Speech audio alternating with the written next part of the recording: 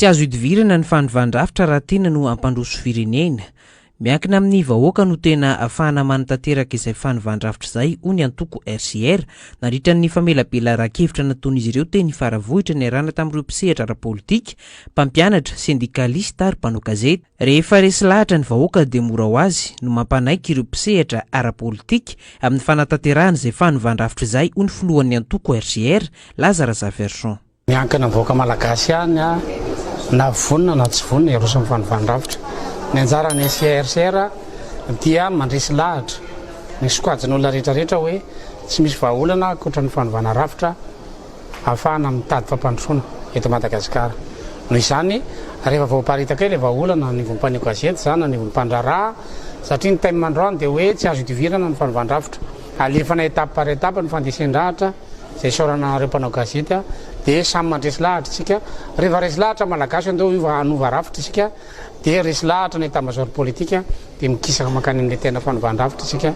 Ny hamaritra fotoana sarotra ny hamaritra zany satria ny malagasy no andrasana ho resy lahatra anatin'ilay fandovana rafitra. Ny fandovandrafitra arak'ilay théorie teo satria théorie nazavanay dia miainga amina convention nationale. Ny convention nationale resahana eto tsy ray andro na roa andro na telo andro fa raha maka ohatra tsika ny convention de Berlin nentina nazarana ny Afrika dia telo volana zareo no mivory. Izany hoe mivory eo anatina telo volana dia dinina point par point isatsokajiny le olana rehetrarehetra dia amoahana convention daholo rehetrarehetra eo. Nahitana fifanolanana avokoa ny fifidianana ny sesy teto Madagasikara hatramin'izay mitombina ny trangana alabato raha ny fitarainana nataon'ireo mpisehatra ara-politika na ny mpanohitra na ny mpanohana fitondrana. Rafitra efa tsy mety avokoa arak'izany no misy eto ankehitriny no ireo rafim-piarahamonina efa simba ihany koa. Tsy hisy arak'izany ny valim-pifidianana marina raha tsy mifoha ny fiarahamonina. Fifidianana aveo antsika nandeha tamin'ny tokony izy teto Madagasikara ka tsy nisy fitarainana. Raha nahita anankiray nareo dia diso ny théorinay. Fa ny fifidianana rehetra nisy teto dia nisy fanolanana avokoa. Ny fifidianana farany teo azy izay député dia ny ampangan'ny mpanohitra ny mpitondra ary ny mpitondra ny ampangan'ny mpanohitra. Dia izany hoe possible zany ny fangalaram-bato na avy amin'ny fitondrana na avy amin'ny ivelan'ny fitondrana.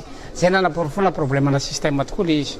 Noho izany afaka mangala-bato daholo izaniza rehefa mahita complice maromaro fotsiny ao anatina fiarahamonina araka nazavain'ilay théorie teo hoe le degré de complicité efa ambony be ka na hamon'olona ary ny gasy dia mety mahita olona 20 ianao mitovy hevitra aminao nefa von'olona ny resaka.